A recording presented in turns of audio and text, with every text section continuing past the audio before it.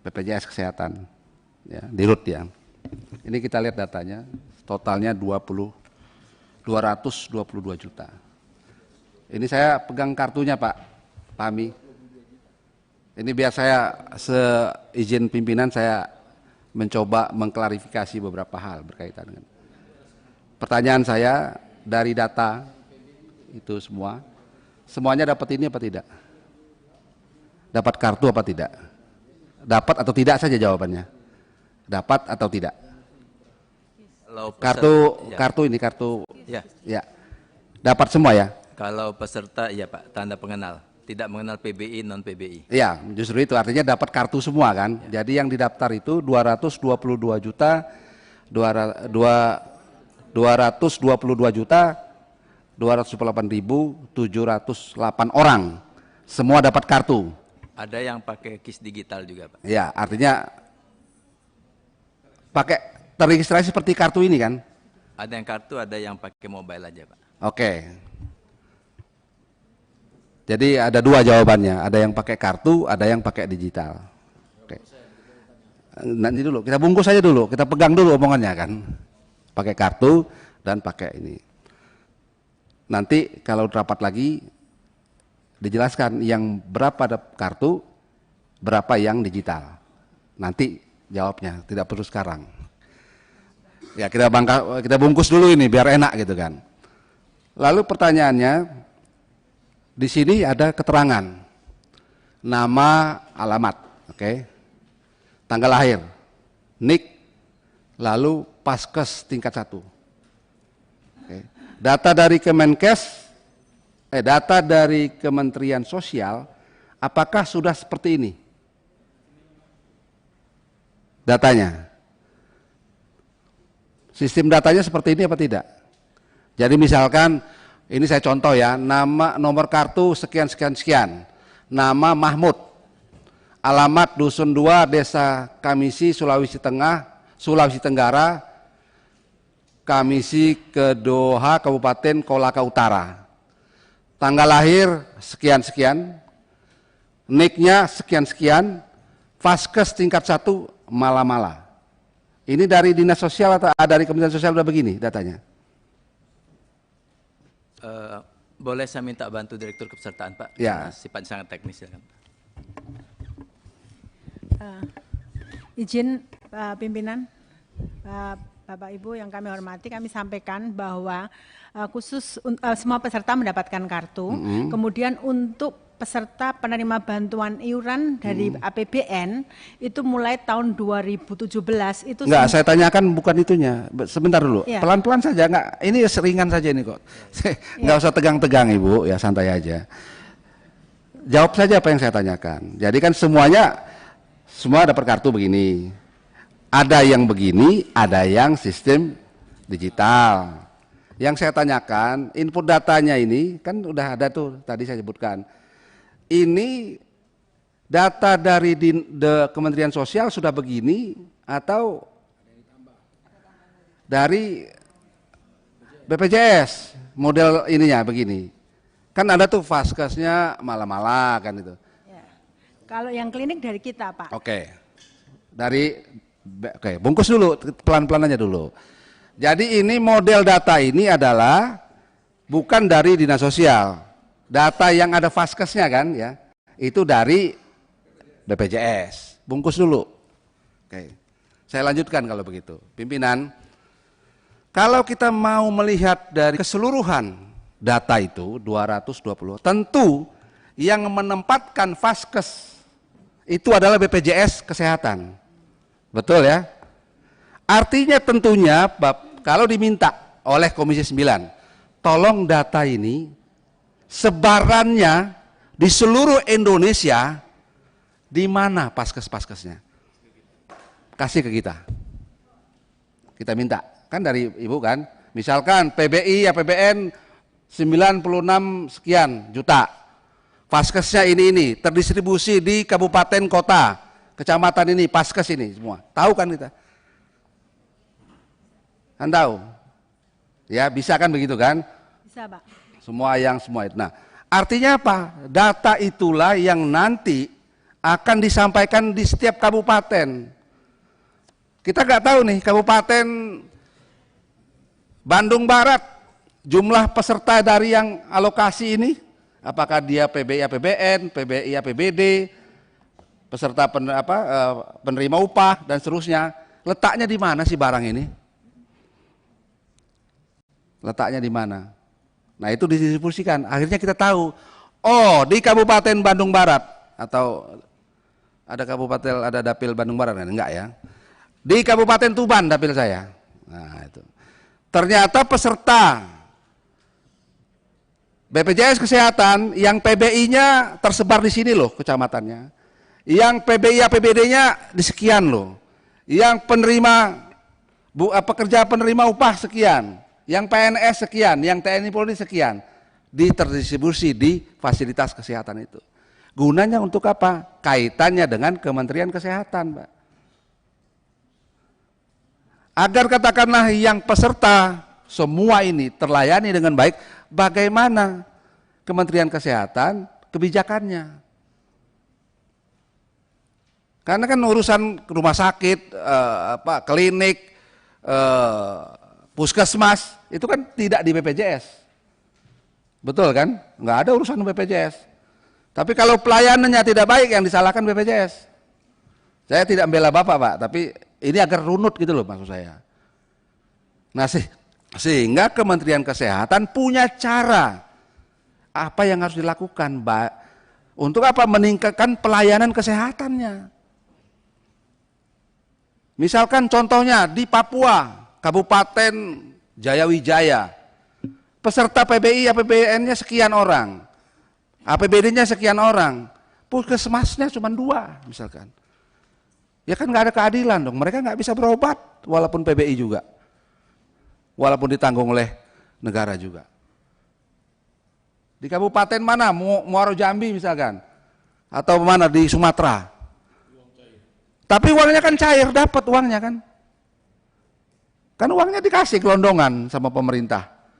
Yang PBI yang APBD kan lewat DAK Kesehatan masukkan ke kabupaten kan, transfer daerah. Nah akhirnya kita temukan nanti, oh ternyata sumber defisitnya itu adalah di mana sebenarnya?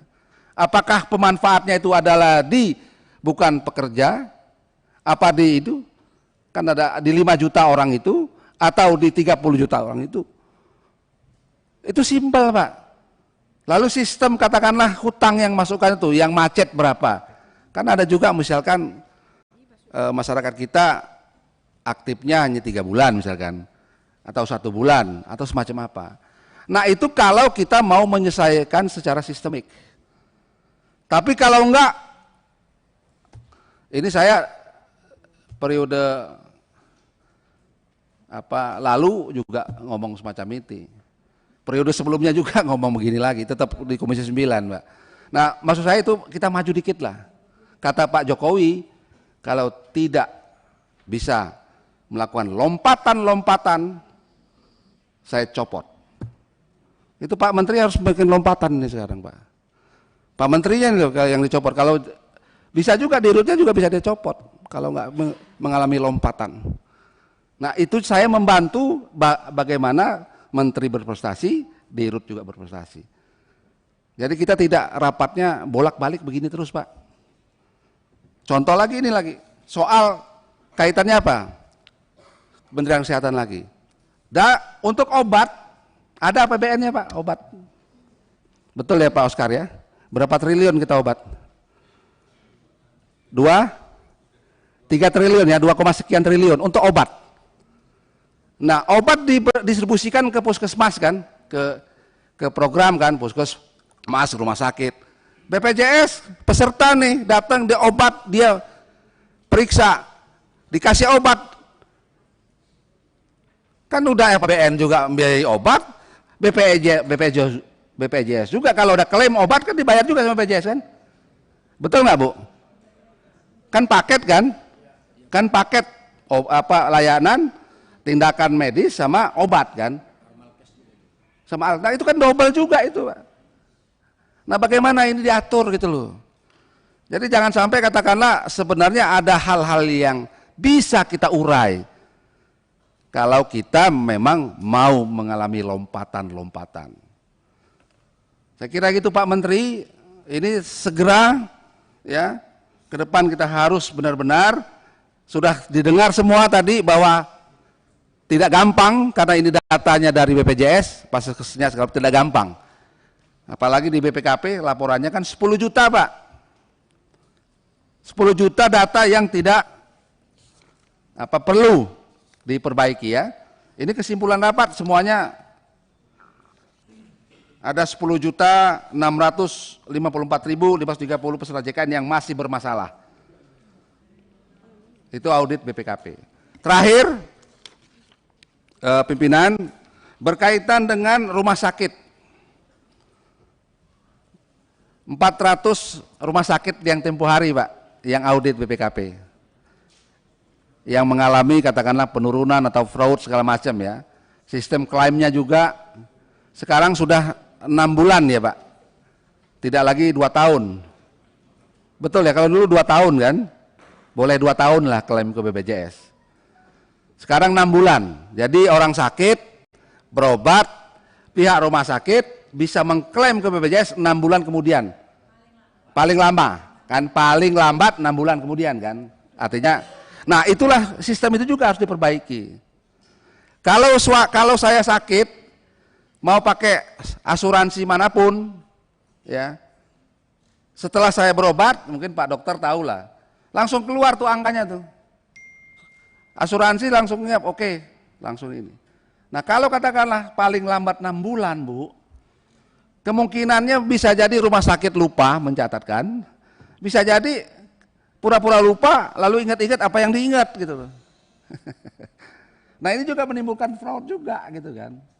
Itu menimbulkan masalah juga. Nah saya kira ini pimpinan yang ingin saya sampaikan, ini demi kebaikan kita bersama. Saya yakin Pak Menteri, Pak Dirut ingin melayani seluruh rakyat kita. Saya yakin kerja keras dari BPJS kita apresiasi tapi perbaiki. Nanti kalau dibandingkan Pak Menteri gajinya enggak di ini, Dirutnya mau enggak kan gitu kan, udah mulai kan gitu kan enggak enak juga orang kerja keras kok enggak boleh makan gaji kan, sayang kan. Nah saya kira itu tidak menyelesaikan itu Pak, kita harus sistemik, harus mengalami lompatan-lompatan. Saya kira itu pimpinan, terima kasih. Wassalamualaikum warahmatullahi wabarakatuh. Merdeka. Izin pimpinan interupsi sebentar.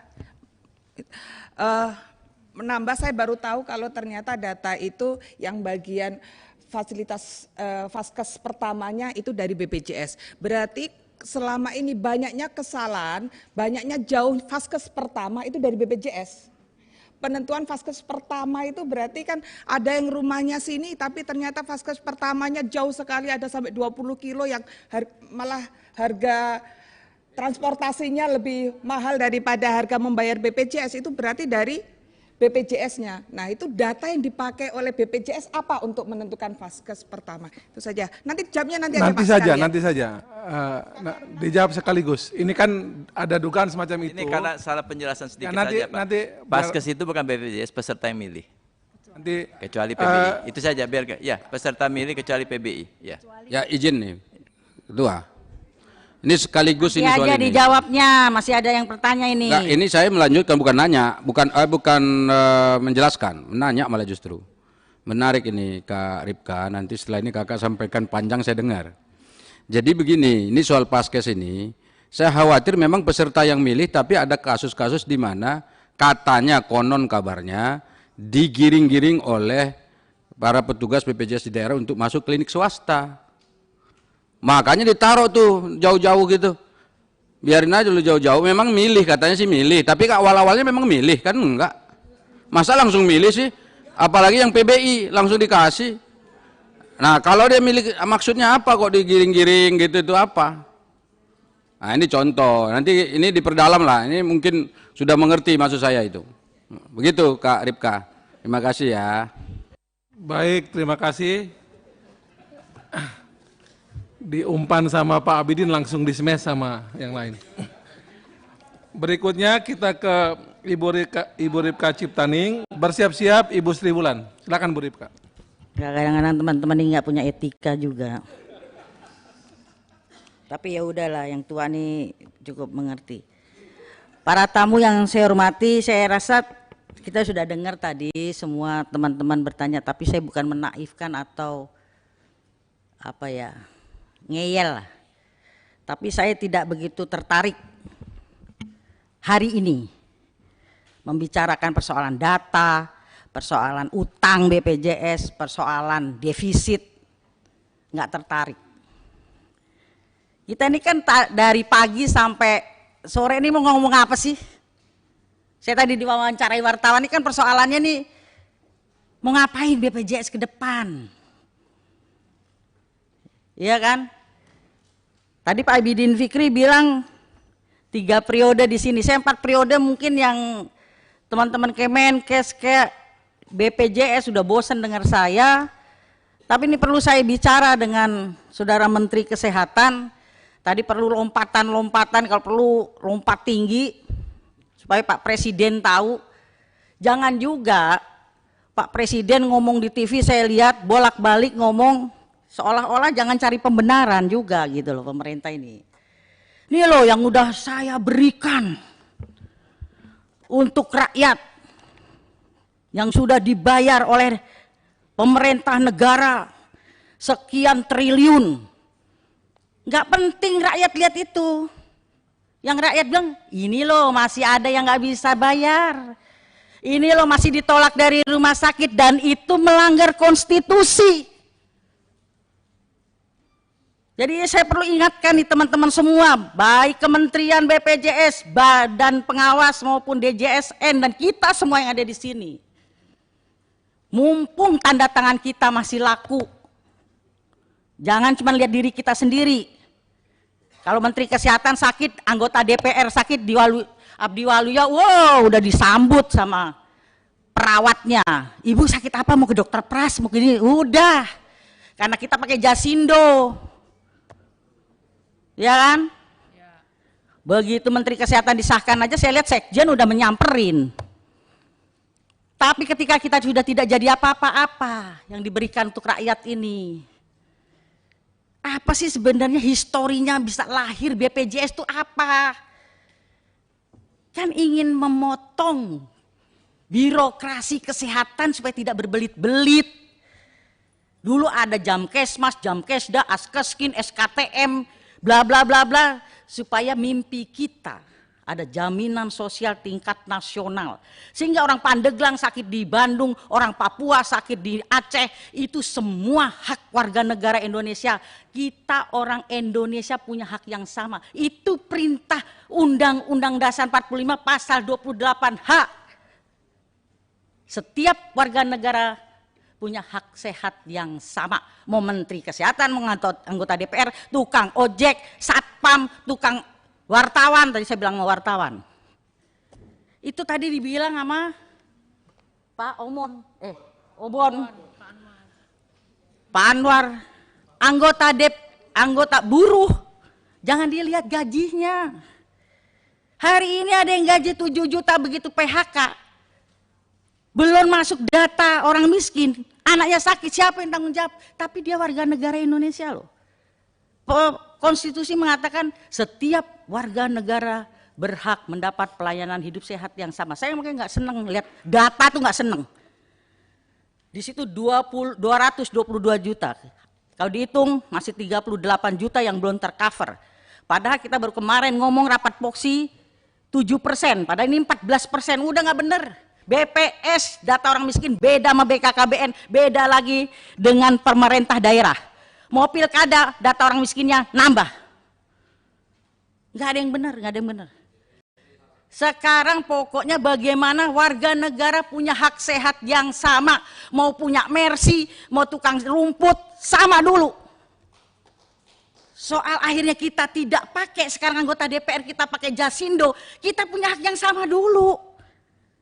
Terus argumentasinya, iklannya di TV, saya muak kalau lihat. Gotong royong, dengan gotong royong yang sehat memberi yang sakit. Semua tertolong. Gotong royong itu yang kata Bung Karno, bukan begitu. Misalnya bikin got, oh ada yang punya teh, ada yang punya singkong rebus, ada dengan sukarela dan punya itu konsep gotong royong benernya. Dari Pancasila, Sila, Trisila, Ekasila itulah gotong royong. Kalau gotong royong orang dipaksakan itu pemerasan. Kamu boleh nggak kena ini mandiri, harus satu keluarga 5 orang itu yang tadi dibilang sama Adinda Anwar. Suruh ikut 5 orang. Itu pemerasan, Saudara Menteri. Gotong royong, dia udah tahu satu keluarga nih yang rawan sakit, anakku yang nomor 3, oh gajiku segini. Tadi siapa yang katanya mau ngeliatin nanti di daerah pemilihannya, Saudara Salehno. Saya yang sehari 20.000, dia bisa menggotong royongkan 1 orang. Ya udah alhamdulillah, itu harusnya tanggung jawab negara loh. Tanggung jawab pemerintah loh. Dia udah mau menggotong royongkan 1 orang, jangan dipaksa juga dong 5 orang. Itu namanya pemerasan. Tanggung jawab negara, jangan lagi bicara nanti rugi dong BPJS, nanti pemerintah rugi dong. Bung Karno dulu memerdekakan republik ini, Saudara Menteri, ini kan tentara, pasti belajar dong Lemhanas. Saya nggak belajar Lemhanas, saya tahu. Bung Karno dulu nggak pernah mikir ntar gaji tentara segini PNS, nggak. Yang penting proklamasi, kami itu dulu. Ini jangan usah mikir, negara tidak boleh berbisnis dengan rakyatnya, tidak boleh. Maka itu perlu lompatan. Kalau belum udah takut rugi, takut mundur. Pak Jokowi wali kota sudah bisa memikirkan 250.000 rakyatku di Solo harus bagaimana sehat semua, pintar semua, dapat pekerjaan semua. Itu perintah undang-undang, bukan meneko-neko. Begitu jadi gubernur DKI yang memikirkan 9 juta, begitu jadi presiden 260 juta, makanya perlu yang bantu-bantu ini memikirkan. Jadi bukan ini data, ini kalau itu mah udah, yang satu bisa ngerampok, kalau bisa yang lain juga ngerampok, begitu. Tapi ini hak rakyat. Undang-undang kesehatan juga mengatakan di situ, tapi mana rakyat ada yang terbela, nggak ada. Padahal udah kita cantumkan di Undang-Undang Kesehatan pasal 32. Rumah sakit menolak pasien, sanksi di pasal 190. Baru nolak saja, sanksinya 2 tahun dan saya dulu nggak mau bilang atau 200 juta. Kalau karena ditolak yang tadinya dia stroke ringan begini jadi permanen gini apa mati, 10 tahun dan 1 miliar. Tapi nggak pernah ada pasien dipenjarakan dapat itu si dokter atau perawat atau apa, tapi selalu pasien yang jadi kalah. Padahal kita udah cantumkan kedaulatan pasien di pasal itu. Enggak pernah disosialisasikan. Karena teman sejawat itu ikatannya terlalu tinggi. Saya pernah dibully sama ID, disomasi, bukan dokter Terawan aja. Karena statement saya yang menyakitkan, saya bilang dokter lebih jahat daripada polisi. Polisi nilang orang sehat, dokter nilang orang sakit. Saya langsung dibilang, Dokter Ripka Ciptaning keluar dari ID. Saya dulu masih Jainal ketua ID-nya. Saya bilang, Jainal yang milih gue bukan lu, yang milih gue rakyat Sukabumi. Saya statement gitu, saya bilang sama anak saya yang dokter, kalau kamu mau jadi dokter jangan jadi pedagang, kalau jadi pedagang tidak bisa jadi dokter. Nggak boleh dua-dua itu dijadukan. Tapi sekarang dokter-dokter jadi pedagang, repot. Yang tidak harus USG.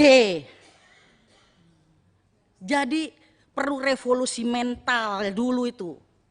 Kalau kita dulu kan ilmu dari dosen kita, kepintaran dari Tuhan kita terapkan. Sakit apa Bu? Panas, berapa hari? 4 hari, coba lidahnya, observasi typhoid. Ibu di rumah diet lunak. Enggak kalau sekarang, dokter sekarang. Padahal udah tahu observasi typhoid. Tapi dia bilang gini, lab ya, 15% dari labnya. Ya kan? Dan salahnya lagi, ini kok labnya ragu ya? Ulang Bu. Kan bukan salah pasiennya, double 15%. Itu alat terpakai, konsul dokternya dapat, ya kan? Itulah kapitalisme masuk di bidang kesehatan. Yang tadinya kesehatan itu orientasi sosial, karena pengaruh kapitalisme bergeser menjadi komersial. Ini tanggung jawab kita bersama. Kalau cuma ngomong masalah defisit, ini data, nggak selesai. Biar orang kaya juga punya hak yang sama, benar. Tapi persoalan negara baru bisa mengasuransikan kelas 3, ya lu kalau mau itu. Mimpi kita ke depan mudah-mudahan nanti bisa di kelas 1 kayak Kuba gitu. Jadi dari Fidel Castro sampai rakyat sama. Begitu. Tapi baru bisa kelas 3 ya. Kalau lu kurang nyaman ya lu carilah swasta. Tapi semua punya sama dulu, jangan nanti tiba-tiba PHK. Oh belum masuk data sakit nih ini.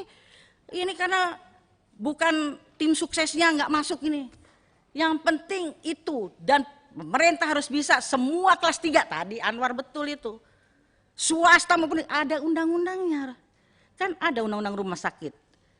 Bahwa rumah sakit swasta harus 25% atau 20% untuk kelas 3.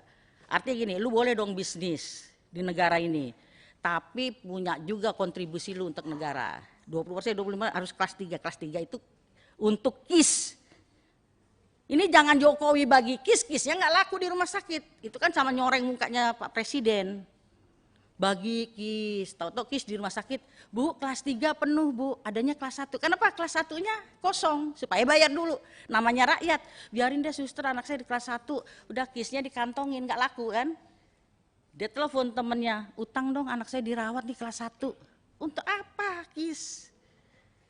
Ini PR kita. Tanggung jawab, itu dewasnya gimana? Ini harus kita awasi, dan ini kebobolan di mana-mana pasti terjadi lah. Karena revolusi mental buat kita semua, dokternya kayak perawatnya kayak orang rumah sakitnya kayak BPJS-nya semua salah. Udah. Saya itu pernah berhayal mau mimpi mau tidur itu. Mimpi saya ke depan itu bagaimana ya suatu saat tidak boleh satu orang pun yang tertolak dari rumah sakit. Karena Undang-Undang Dasar 45 pasal 34 mengatakan negara berkewajiban menyediakan fasilitas kesehatan untuk semua rakyat. Artinya tidak boleh satu pun yang tidak terlayani. Kalau masih ada orang yang tidak bisa mengakses kesehatan, artinya kita masih gagal semua ini. Jangan dianggap kita berhasil. Menteri Kesehatannya kayak, DPR-nya kayak, ketua komisinya kayak, semua gagal. Jangan bilang hebat, enggak. Sama semuanya, jangan tepak dada. Masih ada di sekitar kita yang nangis. Bayi tidak bisa pulang di Bekasi karena ditahan rumah sakit. Bayangin, soal itu Pak punya KIS nggak apa-apa kan, dia nggak pakai. Pasti dia pakai dong Jasindo, makanya udah nggak usah data. Jadi usul konkret saya, Saudara Menteri Kesehatan, usul pada Pak Jokowi, kan sama-sama UGM. Belum ada presiden dari UKI.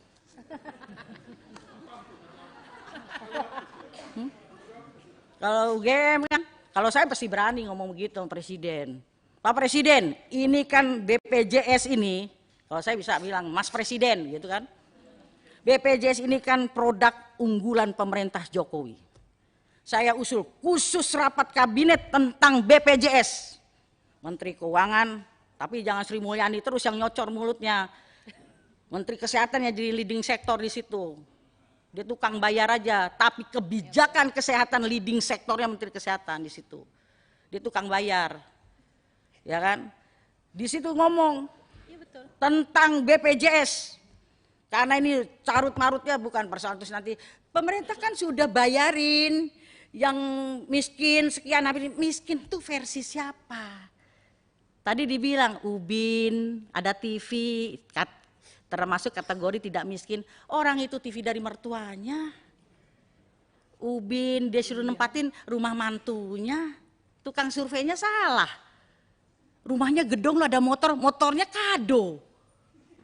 Salah surveinya, makanya nggak bisa buat patokan itu, survei itu salah udah semua. Pokoknya setiap warga negara rambutnya hitam, makanya jangan suka dibule-bule ini Ibu Ketua itu. Enggak, takut saya, takut dianggapnya tidak, bukan orang warga negara asli gitu. Warga negara asli itu kan hitam, kalau uban ini kan lambang tua. Takut saya begitu dilihat bukan warga negara Indonesia. Semua punya hak sehat yang sama di mana seluruh Indonesia. Baru persoalan vaskesnya. Tadi kenapa saya kemarin usul supaya itu diperbarui dari 2005-2015. Saya berharap banyak nih sama Dokter Terawan nih. Saya sebenarnya mengikuti kisahnya apa. Jadi jangan DSA di sana, di sini kita DSA. Ya kan? Cuci otak kita semua. Kita masing-masing. Saya juga bisa cuci otak Anda bisa cuci otak saya, semua kita sama. Jadi begitu. Jadi kita kembali kepada historinya, gotong royong kita yang benar. Ya ada jangan iklan gitu lagi dah. Kalau Pak Abidin itu kan tukang bicara Pancasila di mana-mana, Pancasila. Sesuaikah kita sekarang Pancasila BPJS ini? Tidak. Kan yang kelima, keadilan sosial bagi seluruh rakyat Indonesia, kesehatan yang berkeadilan. Kalau masih ada orang tertolak itu belum adil, kesehatan dari sisi satu aja sila yang kelima. Belum kalau ditarik yang kedua, kemanusiaan yang adil dan beradab. Beradab apa biadab nih kalau ada bayi masih disandra sama rumah sakit. Jangan-jangan masih beradab atau biadab. Nah, Pancasila diomong di mana-mana, anggota DPR mau dilantik di Lemhanas dulu Pancasila, sebatas makalah, ngomong Pancasila sampai muak saya dengarnya. Ya kan? Nah itu sesuai Undang-Undang Dasar 45, Pancasila, Undang-Undang Kesehatan, Undang-Undang Rumah Sakit juga ada. Bahwa RSUD itu tidak boleh dijadikan sumber PAD loh, hati-hati. Nah, Pak Bupati, ini ada mantan-mantan wali kota, Pak Bupati, nggak boleh. Hasilnya itu untuk meningkatkan fasilitas kesehatan. Kadang-kadang bupati-bupati kita juga nakal. Ya kan, kalau mau kampanye pilkada, nanti kesehatan gratis, giliran udah jadi. Nah, nggak ada anggaran deh untuk ini. Nah, nggak sesuai dengan Undang-Undang Kesehatan. Oh, sumpah Hipokrates, sekali-sekali Saudara Menteri datengin fakultas-fakultas kedokteran, kumpulin dokter-dokter umum, dokter spesialis. Ini kadang egonya dokter spesialis juga konyol. Nggak memberikan kesempatan adik-adiknya muncul. Kumpulkan, disentuh Hipokratesnya itu. Saya bilang sama anak saya, ketika kau mau jadi dokter yang dibuat praktek, emang ada kelas VIP? Nggak ada kan? Kelas 3 semua yang colok-colok vaginanya itu. Tapi kalau udah dokter, nggak ada yang mau lagi. Tuse, yang dirasain apa? Anget katanya ya. Saya dulu kan waktu itu tuse, apa yang dirasakan anget, nggak tahu pembukaan berapa itu. Mana ada yang kelas VIP, tapi giliran udah dokter, datengin BPJS kelas 3, sakit apa Bu? Diskriminasi senyum. Iya kan? Tapi kalau yang datang yang VIP, selamat siang Ibu, sakit apa, buka bajunya, aduh senyumnya bagus banget udah pokoknya. Makanya saya pernah mengidekan rumah sakit tanpa kelas, tapi nggak dikasih izin. Istilah sosialis, komunis lah, apalah, nggak tahu lah. Padahal itu yang benar sesuai Pancasila. Tapi kan nggak dapet izin, gimana? Nah jadi itu yang bisa saya sampaikan. Kapan-kapan kita bisa diskusi panjang lebar ke persoalan kesehatan. Ngelotok saya. Cuma nasibnya aja nggak bagus saya. Jadi menteri. Oh, staf saya udah di belakang. Dokter Terawan tuh, Mundi Harno, Dokter Bayu dulu yang bantuin saya. Coba, semua Mbak Ani ini, dulu semua kan Dokter Oscar ini semua masih ekselon berapa. Di sini aja, malah dulu di situ, sekarang di sini. Itulah politik ya. 10 tahun. Itu politik. Jadi malu aja kalau saya menuangkan mimpiku belum sampai. Saya mimpinya tidak boleh ada orang tertolak dari rumah sakit satupun. Itu baru negara Pancasila. Kalau belum jangan tepak diri ngomong Pancasila Abidin Fikri di mana-mana. Kalau masih ada orang tertolak dari rumah sakit, belum sesuai dengan sila kedua dan sila kelima. Itu dari saya. Terima kasih pimpinan. Sekian. Ya. Ini kan namanya maskot Komisi 9, jadi memang agak khusus kita lihat. Jadi bukan cuma soal lamanya, tapi memang Mbak Ning ini banyak senior-senior mengatakan bahwa politisi yang bekerja dengan hati. Jadi kalau tadi ngomong itu saya kira dengan hatinya. Jadi mudah-mudahan kita semua terbawa dan bisa memaknaikan hakikat-hakikat tentang kesehatan tadi Bu Ning sudah sampaikan. Berikutnya kita berikan buat Bu Sri Wulan dan bersiap-siap Ibu Ratu Wula yang terakhir nanti. Silakan Bu Wulan. Terima kasih, luar biasa sebenarnya dari Mbak Ning tadi juga udah mewakili kita semua, sampai kita juga sampai melongo loh dengerin Mbak Ning. Matur nuwun Mbak Ning.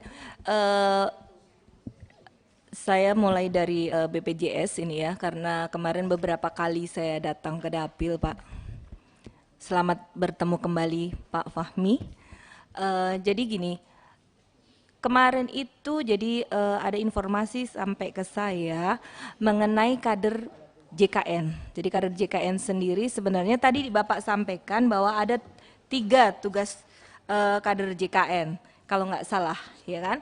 Tetapi ini jadi terkesan seperti tadi disampaikan dari teman-teman terdahulu lebih mengenai debt kolektornya gitu. Jadi untuk pemberian informasi atau apa sangat kurang sekali, tetapi penagihan ini yang kayaknya kok lebih diutamakan. Dan terlebih lagi mereka setelah kita tanya kan ada juga dari dinas sosial ada tenaga-tenaga yang mungkin sampai ke kecamatan itu TKSK yang membantu penyebaran. Jadi setelah kita tanya ternyata ada fee juga yang dia terima sebesar 25% dari jumlah yang bisa tertagih dari pasien peserta BPJS. Nah itu mohon penjelasannya juga dari Bapak, karena ini kan sangat merisaukan sekali. Dan yang lebih penting juga selain ada tagihan tadi, setelah dengan mendengar kenaikan premi yang sudah sangat merisaukan ini, jadi mereka berbondong-bondong untuk melunasi. Apa yang dikatakan oleh kader JKN ini, lunasilah. Jadi suruh melunasi, kemudian apa? Berpindahlah ke PBI. Yang benar gimana nih? Jadi semuanya pada berbondong-bondong datang. Dan ini juga dikuatkan oleh informasi yang diberikan kepada saya oleh Kepala Dinas Sosial. Jadi banyak sekali yang mereka berdatangan ke Dinas Sosial untuk dipindahkan ke pesertanya menjadi PBI. Jadi mohon penjelasannya, ini sangat merisaukan sekali. Dan juga Kepala Dinas juga pengen dengar Pak dari Bapak ini seperti apa gitu. Apakah ini memang instruksi dari atas ke bawah atau bagaimana? Karena ini sungguh-sungguh sangat enggak enak juga gitu kan.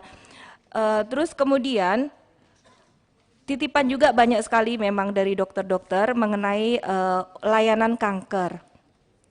Kemarin saya berkunjung ke Kensara Semarang. Jadi disampaikan oleh dokter yang menangani banyak obat-obatan yang nggak disediakan, dan juga obatan itu biasanya juga tidak diberikan penuh. Jadi dokter mungkin sudah menyarankan misalnya obat diberikan itu adalah 1 bulan, tetapi ternyata hanya 2 minggu yang diberikan, selebihnya dia harus bayar. Coba bayangkan kalau misalnya itu keluarga Bapak yang menderita itu kayak gimana. Kita tahu bahwa teman-teman sakit pasien ini yang PBI ini kan sudah jelas-jelas mereka tidak mampu. Tetapi kalau misalnya obat saja sudah dikebiri, bagaimana dia akan sehat? Mendingan nggak usah dikasih supaya meningkatkan penurunan jumlah penduduk kan gitu. Jadi ini juga harus jadi perhatian. Terus kemudian mengenai verifikator. Jadi verifikator yang ada di daerah ini kan bukan mereka semuanya orang-orang yang mengerti tentang medis.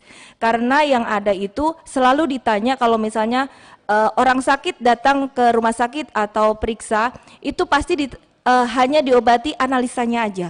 Padahal sebenarnya dokter memeriksa dari pasien itu bukan, kalau misalnya kita sakit batuk bukan obat batuk aja yang dikasih. Setelah kita periksa mungkin ada hal-hal yang lain, tetapi yang ada bahwa tidak langsung diberikan obat, tetapi pasien ini suruh pulang dulu, kemudian suruh datang lagi melalui mekanisme dari awal, dari puskesmas lagi lah. Nah yang seperti itu ini kan sangat merepotkan. Kalau misalnya sakit, apakah kita mau juga dipingpong seperti itu? Dan yang kedua, tolong selanjutnya, kemarin juga ada minta tolong kebijakan yang benar-benar ditegaskan oleh Kementerian Kesehatan, Pak Menteri baru, selamat sekali lagi, mengenai arah pasien di dalam langkah-langkahnya untuk mencapai perawatan, misalnya pasien yang sudah sangat parah. Kayak kemarin juga ada sampai pasien itu juga ada pendampingan dari puskesmas, tetapi tetap ditolak. Jadi pasien ini sudah sakit parah, sudah pendarahan, sudah apa, dan itu tidak berhenti, tetap aja ditolak dari rumah sakit itu, suruh nunggu karena ruangan tidak ada. Nah, ini kan nggak bagus gitu kan. Jadi kalau misalnya gitu sama aja lu pulang deh mati aja nggak apa-apa kan kayak gitu. Nah itu juga yang jadi kesedihan kita semuanya. Dan yang selanjutnya, jadi mungkin sama dengan teman-teman lain, jadi kenaikan upah yang sudah ditetapkan sekarang, tolong dong di betul-betul dikoreksi lagi, apakah ini suka akan menjawab semuanya, atau ini akan menambah masalah baru gitu. Jadi masalah yang mungkin sekarang sudah banyak masalah, tetapi ini jadi tambah masalah. Terus yang berikutnya, Pak Menteri, untuk obat-obatan juga yang tadi selain belum diberikan, tetapi obat yang datang ke puskesmas itu tidak sesuai dengan orderan dan juga jumlahnya tidak sesuai. Waktunya juga tidak sesuai sehingga banyak kekosongan obat yang ada di puskesmas.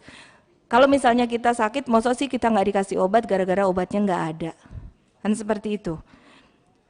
Kemudian yang selanjutnya untuk Dewas, saya sedih sekali jujur aja Bapak Ibu Dewas. Jadi kayak di sini pun jadi kayak anak SMA gitu, dengerin aja gurunya bicara. Padahal kan Bapak Ibu kan lahir di sini ya kalau nggak salah ya, kemarin saya juga ikut di dalam seleksinya juga waktu dilantik presiden juga bagus loh. Jasnya keren, apa semua keren. Tetapi apa daya ya apa yang diberikan ini? Bapak Dewas, iya kan? Jadi nggak ada aksinya sama sekali, nggak terlihat di sini aksinya. Jadi seolah-olah, ya wes lah bar dilantik wes bar. Nah kayak gitu jadi kesannya. Jadi apa? Tolong juga nanti usulan kepada pimpinan, kita juga akan dibikin rapat khusus untuk Dewas juga, karena ini kan sangat penting, karena Dewas ini kan mengawasi juga pelaksanaan BPJS yang ada di lapangan, tetapi kita nggak merasakan itu semuanya gitu loh. Jadi itu. Kemudian untuk yang gerakan masyarakat sehat, Germas.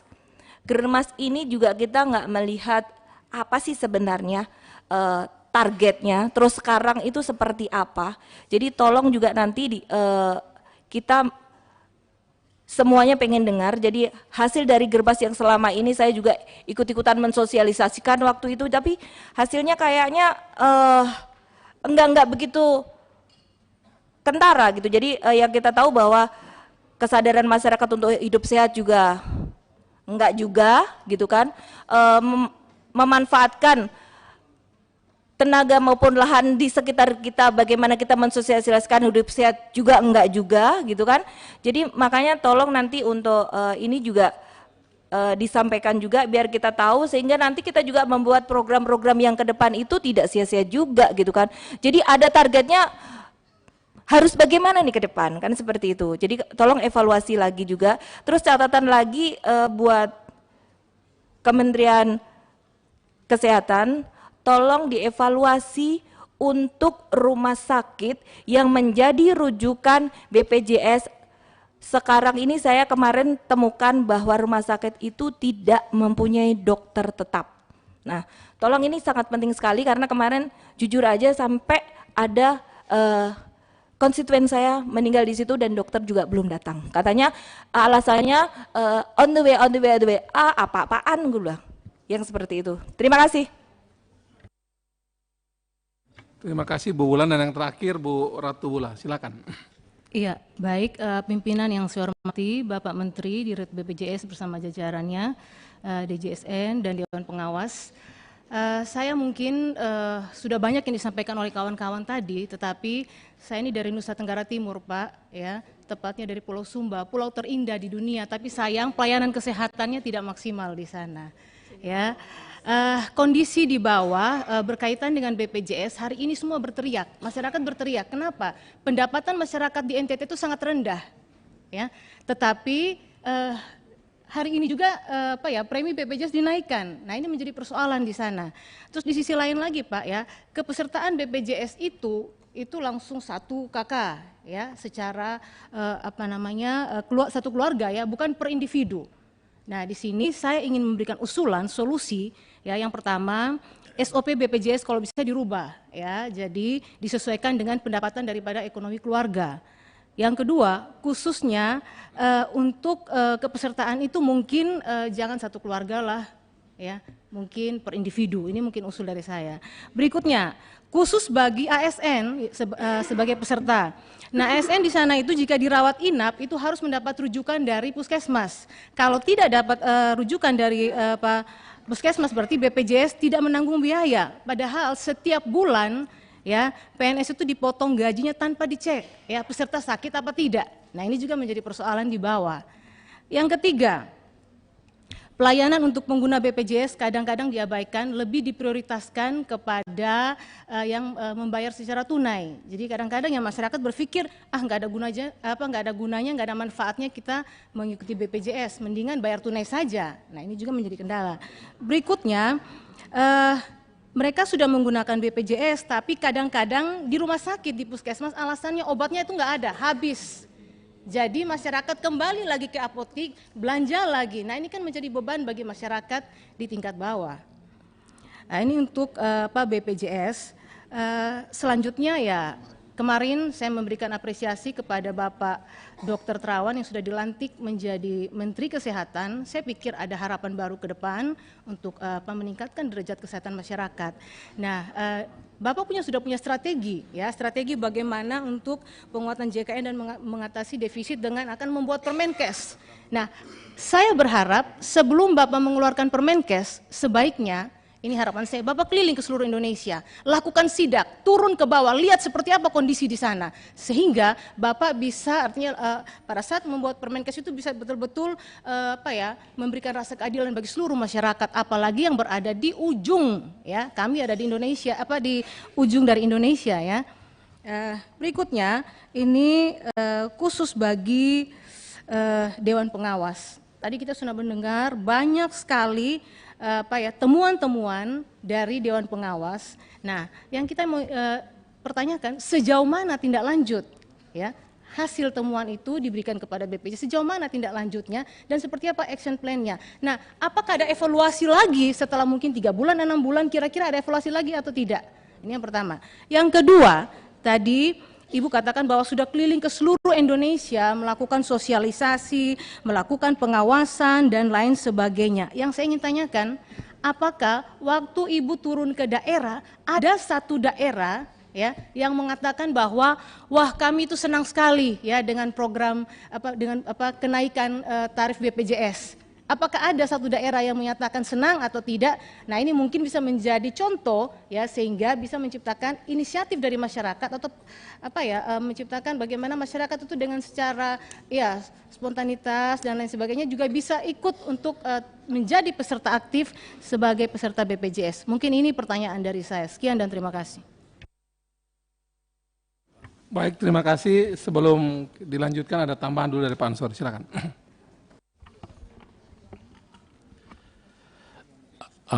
Makasih pimpinan. Saya menggunakan hak anggota saya, Pak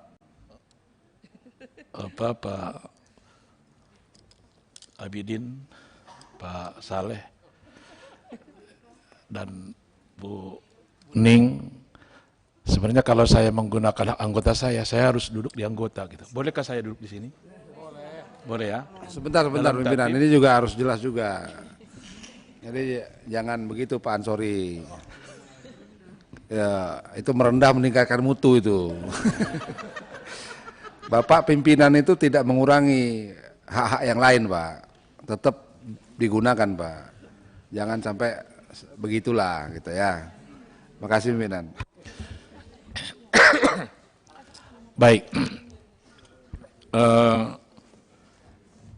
Hormat saya kepada pimpinan dan anggota juga tamu-tamu kita semuanya, Bapak Menteri Kesehatan, Bapak Terawan, dan jajarannya semuanya, langsung saja biar tidak banyak waktu. Tadi yang saya hitung ada 7 orang atau 8 orang ya, yang mengingatkan tentang keputusan rapat gabungan Komisi 9 dan Komisi 11 DPR RI, dengan pemerintah yang diwakili oleh langsung Menkes, langsung Mensos, langsung Dirut, Pak Dirut ya, Pak ini langsung di sini waktu itu, langsung Menkeu, ada di sini tuh, dan saya ada di situ gitu. Saya cuma menekankan keadaan rapat pada waktu itu gitu. Ya, di mana pada waktu itu agak tegang juga, tetap harus naik. Tapi saya bilang pada waktu itu, tolong, ini minta tolong. Jangan sampai dinaikkan kelas 3 mandiri. Yang PBBP maupun BP. Kenapa? Kita sudah keliling hampir, kita ke Sulsel, kita ke Sumut, kita ke Jawa Timur, kita ke Bali, kita ke Jogja, kita ke Sulut. Itu masyarakat yang kita yang kita hadapi. Kenapa karena dia sakit makanya dia bayar, Pak Menkes, Pak Dirut ya. Kenapa dia bayar itu? Karena dia sakit. Setelah dia sakit, sembuh, tidak bayar lagi dia. Kenapa dia tidak bayar? Ini adalah kenapa ya? Kenapa gitu? Dia tidak punya uang, Pak. Dia tidak punya uang 25.000 itu. Sekarang dinaikin. Zalim itu, Pak. Dinaikin itu. Makanya waktu rapat itu ya, di sini dengan Menkeu, tolong Bu, sempat di lobi juga ya. Di sini lobi ya. Tegang lobi, ya, saya bilang di situ ya, ini waktu itu masih gigi berapa gitu ya? Gigi 4 atau gigi 5 gitu ya. Sampai saya bilang di depan Menkeu di situ, Bu, Pak, ya, semuanya biar dengar ya. Ibu kalau masih menaikkan itu, saya akan bongkar, ya.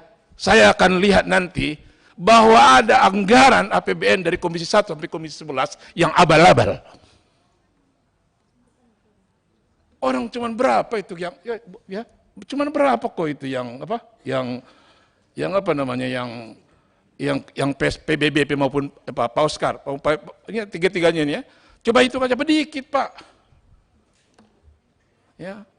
Berapa BUMN yang disuntik itu padahal dia udah mau mati gitu. Ya. Jadi tolong kalau perlu habis ini, Pak, berkomentar Bapak di media di situ nanti. Kami akan kalau Pak Dirut ya, tolong nanti kalau bisa ini keinginan saya sebagai anggota ya. Ya karena ini sudah nggak tahu lagi di media semua dia kalau Bapak buat survei gitu semua ya, itu pasti menolak yang itu, Pak. Udah menangis mereka masih ditambah gitu ya. Ya. Kalau yang lain-lain masih bisa lah, mereka masih bisa punya, gitu. Tapi ini nggak punya ini gitu ya. Jadi kalau saya dari sini, tolong nanti habis dari sini minta tolong lah kalau bisa ya. Tolong berkomentar lah di media biar masyarakat kita ini bahagia. Kami akan tidak jadi menaikkan premi iuran BPJS Kesehatan kelas 3 mandiri. Ya, penerima bukan pekerja bukan penerima upah maupun juga bukan pekerja gitu. Tolong ini, Pak. Jangan sampai nanti ada yang setelah ini, Pak, bisa pansus ini, Pak. Pansus lebih gawat lagi nanti. Ya. Pansus lebih ini lagi. Ini hampir semua anggota menginginkan tadi karena dapil-dapil kita enggak ini. Masyarakat kita apa gitu. Tolong sampaikan ke pemerintah lah dalam rapat-rapat nanti ininya gitu. Jadi kemungkinan ini juga dinaikannya itu waktu kita baru dilantik ini, Pak. Ada perpres gitu. Maunya naikannya, kalau mau naikannya mungkin kan ada perpres itu. Makanya saya masih bertanya-tanya Pak Saleh, ya Pak, siapa ini otaknya ini gitu. Ya, memang Pak Jokowi tanda tangan Bu ya. Tapi kan nggak mungkin dari kementerian yang lain gitu. Pasti dari Bapak DJSN. Pasti ada timnya ya. Buat ini gitu kan. Pasti ada itu. Buat ini perpres, pasti ada timnya gitu. Nah, timnya ini apakah tidak membaca keputusan kami dengan 5 menteri itu. Dan 5 menteri itu oke. Tok. Tanda tangan. Nah, ini kenapa tidak diberitahu itu naik semua gitu. Kagetlah semua kita, Bapak. Jadi sebenarnya saya tahan-tahan sebenarnya tidak. Tapi nggak tahu Bu Ning, Bu pada banyak SMS ngomonglah dikit gitu. Walaupun 1 menit gitu. Ya Pak ya? Jangan sempat yang abal-abal itu Pak ya. Di Kemenkes ada Pak. Saya tahu Pak Oscar. Ya, saya tahu. Anggaran abal-abal. Di Kemenaker Bu, maaf Bu. Ada abal-abal. Setiap menteri ada. Di kepolisian, banyak lagi. Tiap kementerian ada. Tiap ininya gitu. Masa untuk yang apa namanya? Saya ngomong gini karena udah ini Pak, udah nggak sabar lagi saya. Ya, dinaikkan mereka itu zalim. Pak, Bapak bilang nggak zalim kemarin Pak, saya lihat Bapak di TV. Bapak Dirut, saya lihat di TV. Kami disebut zalim kata dia gitu. Ini bukan kezaliman kata Bapak gitu. Saya bilang di sini Pak, zalim itu Pak. Naikkan orang yang tidak mampu, padahal uang banyak yang lain gitu. Tolong itu Pak catat Pak Dirut, Pak Menteri. Enggak seberapa kok yang kita minta ini Pak untuk menggratiskan mereka itu. Ya, saya dukung tadi Bu Ripka tadi. Yang kita di sini lama untuk bersama masyarakat kita ini gitu. Tolong itu Pak ini, kalau bisa nanti habis ini, tanpa nggak usah Pak ini, nggak usah. Kalau perlu nggak usah lagi mungkin ke ini ya, kemana? Nggak usah lagi nelpon Pak Presiden lagi barangkali Pak, ya kan? Ya kalau bisa ya, kalau bisa biar kita terhibur di sini, masyarakat terhibur juga gitu. Kami tidak jadi menaikkan yang kelas 3 mandiri. Gitu. Tolong itu Pak sekali lagi. Saya tunggu itu sampai besok, sebelum ada yang lain-lain nanti gitu. Ya akibat daripada tidak ditolaknya keputusan untuk kelas 3 mandiri aja pas sedikit kok itu. Kita pernah ngitung paling sekitar 6 sampai 7 triliun per tahun ya. Sementara tadi anggaran-anggaran kalau boleh kita ini ya, ini Bu Ripka tukang sisir itu. Anggaran tukang sisir. Tukang sisir di sini. Sisir apa maaf Oscar ya, banyak dirjen ini. Oh ini buang. Kalau perlu dari kementerian yang lain, ya, anggaran-anggaran yang lain banyak. Ya tapi kan nggak apa namanya, jangan sampai ke sana Bapak. Dan ini kalau saya gagal di sini Pak, saya akan perjuangkan di paripurna. Dan saya akan ngomong di paripurna gitu. Sebelum kami paripurna, tolonglah Pak yang kelas 3 mandiri ini Bu, ya banyak tadi anggota hampir semua juga, ya, saleh semuanya ininya. Tolong Pak, itu jangan sampai dinaikkan Bapak. Maaf sebelumnya Pak, Ibu, ya dari saya cukupkan di sini. Mudah-mudahan, insya Allah, walaupun saya takut juga ini, Pak Terawan ini, baru pertama kali di awal-awal saya udah begini gitu kan. Apa nanti selanjutnya ini enggak sekali ini aja Pak. Sekali ini aja. Ya kan sekali ini aja Pak. Jadi apa namanya, mudah-mudahan kita memang kalau tergores Bapak masyarakat bawah itu, kita nggak bisa bersama mereka Pak. Nggak bisa kita ke dapil Bapak. Membuat apa kita ke dapil? Dimarahin Pak. Kalau mereka sudah tergores, nggak bisa kita buat acara ke dapil. Tanya semua ini Pak. Nggak berani kita ke dapil Pak. Ya, dicemooh. Ya, dicemooh kita Pak. Ya. Itu saja mungkin permintaan saya dari meja pimpinan. Maaf kalau ada kata-kata yang kurang berkenan. Saya tadi pertama 1-2 menit pelan ini. Tapi enggak kok. Enggak ini dia gitu. Naik juga dia Pak Dirut. Pak.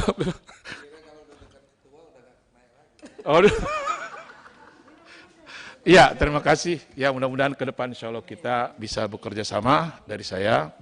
Ansori Siregar, fraksi PKS, nomor anggota 414, Dapil Sumatera Utara 3. Wabillahi taufiq wal hidayah, wallahu minkum, lahum muwaffiq ila aqwamit thariq wal hadilas sabil. Wassalamualaikum warahmatullahi wabarakatuh. Katanya inilah aslinya Pak Ansori yang gini, yang ini aslinya. Jadi kalau selama ini lihat belum keluar aslinya, ini aslinya. Berikutnya lagi di meja pimpinan mau bicara semua ini. Berikutnya silakan Bu Nini dan bersiap-siap Bu Yayu. Assalamualaikum warahmatullahi wabarakatuh.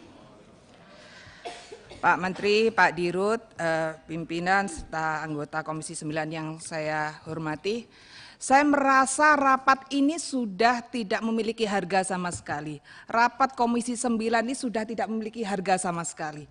Karena seluruh keputusan-keputusan itu sudah tidak dijalankan sama sekali. Mulai saya walaupun kemarin tidak di sini, tapi kita semua di sini saya sudah menyebarkan hasil laporan singkat rapat gabungan seluruh mitra yang kementerian yang berhubungan dengan BPJS tanggal 2 September dan Bu Dewi Asmara yang memimpin. Di situ jelas-jelas tertulis bahwa kelas 3 tidak dinaikkan, tapi ternyata tetap dinaikkan. Lalu harga diri kita ini apa? Lalu kenapa kita masih mau rapat? Saya mengusulkan kalau ini tetap dilanjutkan, tetap dinaikkan, kita tidak usah rapat lagi dengan BPJS. Dengan Kementerian Kesehatan, tidak ada gunanya. Rangkuman apapun, kesepakatan ditandatangani siapapun juga tetap dilanggar kok. Kita nggak punya harga diri DPR, nggak ada sanksi apapun. Masa kita cuma bagian kalau ada anggaran pada melas-melas datang, Bu, tolong dong Bu, ini dinaikkan, Pak, ini tolong dong, dirangkum kita tanda tangan. Tapi ketika rakyat menjerit kita tidak bisa apa-apa. Jadi saya usulkan Bu pimpinan dan pimpinan yang lain, saya usulkan kalau ini tetap dinaikkan seperti janji Pak Ansori tadi, sampai besok masih kelas 3 masih dinaikkan, kita sepakat tidak akan melakukan rapat dengan Kementerian Kesehatan dan BPJS Kesehatan. Sepakat? Sebentar Pak. Sebentar, jangan begitu. Soal kesepakatan nanti, ini kan lagi curhat. Jadi nanti. iya. Usulnya begitu. Ini masih usulnya curhat. begitu, betul. Nanti untuk kesepakatan di tangan pemimpin sidang. Siap. Cuman saya merasa bahwa ini sudah tidak ada harganya lagi. Tidak ada harganya lagi. Seluruh yang saya baca Pak, bahwa itu ada laporan data cleansing itu juga tidak jelas semuanya. Jadi bagi saya seluruh yang dirapatkan di sini ya menguap begitu saja. Habis ini ya sudah dijawab, ya sudah selesai, ya sudah akan tetap naik. Kalau tetap naik apa harga diri kita?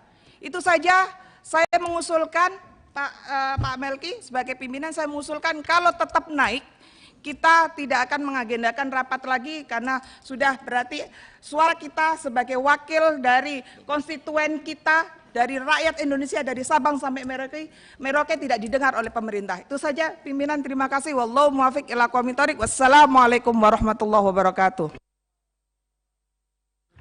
Berikutnya silakan Bu Yayu. Terima kasih. Assalamualaikum warahmatullahi wabarakatuh. Yang saya hormati Bapak Ibu sekalian. Kalau yang dua tadi sudah panas-panas, saya dingin-dingin saja dulu. Iya. Yang pertama, saya menegaskan kembali Pak Menteri bahwa apa yang dilakukan atau langkah yang dilakukan oleh Bapak untuk menunda atau menunda untuk Permenkes nomor 30 itu sangat bagus sekali dan luar biasa. Saya acungi jempol untuk keberanian Bapak. Namun sebagaimana disampaikan tadi, kapan ini mau ditindaklanjuti? Karena tanpa ditindaklanjuti tidak ada artinya apa-apa. Kenapa saya sampaikan? Karena ini sangat berpengaruh terhadap rumah sakit daerah yang rata-rata tidak memiliki tipe B, tapi rata-rata yang memiliki tipe C. Dan itu juga sangat tergantung juga kepada pelaksanaan di dalam terutama warga masyarakat yang terkena atau sudah melakukan cuci darah. Ambil contoh misalnya di Kalimantan Barat, landak itu kalau mau cuci darah harus ke Sanggau. Sanggau itu jaraknya 2-3 jam, 2 jam lebih. Demikian juga dari Skado juga demikian. Oleh karena itu ini menjadi penting, maka memerlukan program ataupun perbaikan pelayanan justru di rumah sakit yang tipe C yang rata-rata di kabupaten atau kota. Sehingga masyarakat tidak terlalu jauh untuk melaksanakan itu. Itu dalam rangka pelayanan atau peningkatan pelayanan terhadap BPJS juga. Kemudian yang kedua, dalam rangka untuk menghindari warga masyarakat Indonesia atau warga negara Indonesia pergi berobat ke luar negeri, perlu juga melakukan langkah dengan Kementerian Keuangan, terutama pajak-pajak yang terkait dengan alat-alat kesehatan yang masuk dalam barang mewah. Sehingga saya juga support terhadap Bapak bahwa akan menggunakan alat kesehatan dari produk dalam negeri. Itu menjadi penting. Yang ketiga, ketika Bapak Ibu sekalian melakukan sidak dan itu penting sebagaimana yang diminta oleh Bapak Ibu dari Komisi 9. Nggak usah diberitahu daerahnya itu, langsung aja datang seperti orang yang seakan-akan orang bertamu kemudian langsung melihat di IGD-nya, di tempat-tempat yang untuk pelayanan, sehingga Bapak tahu secara langsung bagaimana situasi dan kondisi di rumah sakit daerah. Kita juga tahu bahwa di rumah sakit daerah itu karena sebagian besar juga PNS dan itu memang realitanya seperti itu. Kalau mau berobat tidak ditangani dulu tetapi ditanya dulu apakah menggunakan BPJS atau menggunakan umum. Itu bukan berarti mereka benar, tetapi pertanyaannya itu membawa dampak yang tidak bagus terhadap pasien BPJS. Oleh karena itu Pak Menteri, saya kira kalau sidak kemanapun dan mungkin juga BPJS dalam pelayanan itu juga tidak perlu harus diketahui oleh mereka sehingga datanya bisa otentik. Selanjutnya menurut saya apapun yang disampaikan oleh kawan-kawan termasuk Buning terkait dengan kelas 3, artinya BPJS kelas 3 yang harus ditanggung negara itu sangat luar biasa. Saya juga paham bahwa Pak Menteri tidak bisa melakukan keputusan secara langsung, harus melakukan koordinasi. Kita harus sadari semua itu untuk Pak Menteri. Karena yang menentukan itu bukan Pak Menteri, karena ini perpres, maka tentu yang penting adalah bagaimana segera melakukan koordinasi dengan kementerian yang lain ataupun dengan Pak Jokowi, bagaimana langkah-langkah selanjutnya, supaya warga masyarakat tidak akan terjadi hal semacam itu. Harapan dari seluruh warga masyarakat memang mengharapkan semuanya mendapatkan pelayanan yang terbaik untuk kesehatan, dan kesehatan adalah kunci dari generasi muda yang akan datang maupun warga masyarakat yang sudah lansia atau kualitas dari bangsa Indonesia itu sendiri. Saya kira demikian, terima kasih. Assalamualaikum warahmatullahi wabarakatuh. Baik Bu Yayu, sebelum ditawarkan kepada kita semua untuk melanjutkan rapat, mungkin dari saya pribadi saya ingin menanyakan, bisa kami tolong dijelaskan proses sampai kemudian Perpres ini keluar itu prosesnya seperti apa sebelum kemudian diputuskan oleh Presiden? Kan yang hadir dalam rapat terakhir itu di rapat gabungan kan hadir Menteri Koordinator PMK, hadir Menteri Kesehatan, hadir Menteri Keuangan, hadir Menteri Sosial, hadir Menteri PPN Kepala Bappenas, hadir Ketua Dewan Jaminan Sosial Nasional dan Direktur Utama BPJS Kesehatan. Yang kemudian hasil rapatnya juga sangat clear di sini untuk kelas 3 tidak dinaikkan. Lalu kemudian bagaimana proses yang terjadi sampai kemudian Perpres ini keluar? Sekian institusi yang bertanggung jawab di rapat gabungan ini, siapa yang kemudian bertanggung jawab sampai kemudian Perpres ini keluar bahwa semua dinaikkan? Jadi semua menteri yang kemudian terkait dalam proses ini mesti juga bertanggung jawab. Kan tidak mungkin ujuk-ujuk Perpres ini keluar gitu. Dan sekarang kemudian Perpres ini menimbulkan gejolak sosial di seluruh Indonesia. Dan kita mau timpakan ini semata-mata pada leading sektor di kesehatan, saya kira tidak fair gitu. Nah, jadi mungkin perlu dijelaskan oleh semua yang terlibat dalam proses ketika ini diputuskan di rapat gabungan ini, sampai kemudian proses terjadi sampai Perpres keluar, tolong kami diceritakan. Karena dari tadi kan kita berdebat, kita nggak tahu prosesnya, tiba-tiba aja kemudian Perpres keluar dan ini tidak ada yang bertanggung jawab nih. Saya lihat dari tadi, semua yang hadir ini tidak ada satu pun yang bertanggung jawab terhadap Perpres ini keluar, kemudian ditandatangani oleh Presiden Jokowi. Namanya Presiden kan tentu tidak lagi pakai ini, ada masukan langsung ditandatangani. Nah, ini yang perlu kita ketahui sehingga jangan sampai ada yang cuci tangan dalam kesepakatan ini kemudian mengusul Presiden, kemudian hari ini kita tidak tahu siapa yang harus bertanggung jawab untuk Perpres ini. Itu yang pertama. Kemudian yang kedua juga tentu evaluasi yang sudah tadi diberikan oleh semua teman-teman perlu dijawab satu persatu atau bukan dibuat kerangka khusus sehingga kita bisa tahu kenapa sampai kenaikan BPJS ini terjadi. Selain hal-hal dasar tadi yang saya kira diingatkan oleh Mbak Ning tadi itu perlu menjadi perhatian kita bersama. Bapak Ibu sekalian, para anggota Dewan, pimpinan dan para tamu, kami ingin menawarkan kelanjutan rapat kita ini. Kalau tadi kita ingin diakhiri sebelum maghrib, apakah kita skor sidang, setelah itu kita isoma sebentar, kemudian kita lanjutkan jam 6:30, ataukah ada usulan lain? Saya persilakan. Pimpinan, usul. Ini kan sudah mau maghrib ya. Saya usul diskors, kemudian masuk lagi jam 6:30 atau jam 6:30 lah. Biar kita rehat sejenak lah. Biar juga Pak Menteri dan yang lain juga. Itu ya, saya kira itu pimpinan usul. Silakan. Terima kasih Pak Abidin. Usulan bisa diterima? Setuju ya? Setuju Bu Ning? Oh setuju. Setuju Pak Saleh? Bapak Ibu tamu setuju? Ya kita biar juga ada komunikasi tolong komunikasikan dengan pihak yang lain tadi, stakeholders lain, sehingga jawaban soal siapa yang bertanggung jawab terhadap kemudian Perpres ini keluar bisa kita ketahui. Jadi kemudian kita mau rapat gabungan pun juga jelas dengan siapa nih. Kan kita mau ada rapat gabungan lagi nih.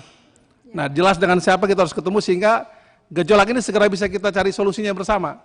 Apakah Menteri Keuangan dan seterusnya itu kita masih segera tahu nih. Kalau bisa 6:30 sudah ada jawaban. Tadi juga ada masukan ke kami bahwa fraksi Partai Golkar dan fraksi Partai Demokrat izin, seluruh fraksi Partai Golkar akan HUT malam ini dan kemudian seluruh fraksi Demokrat izin ketemu Pak SBY. Tidak jadi Pak Ketua. Saya juga izin berarti, habis ini saya izin.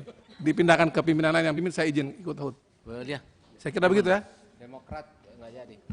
Demokrat tadi katanya izin. Kita lanjut. Oh ya siap. Selesaikan ini dulu. Dengan demikian skor sampai jam 18.30.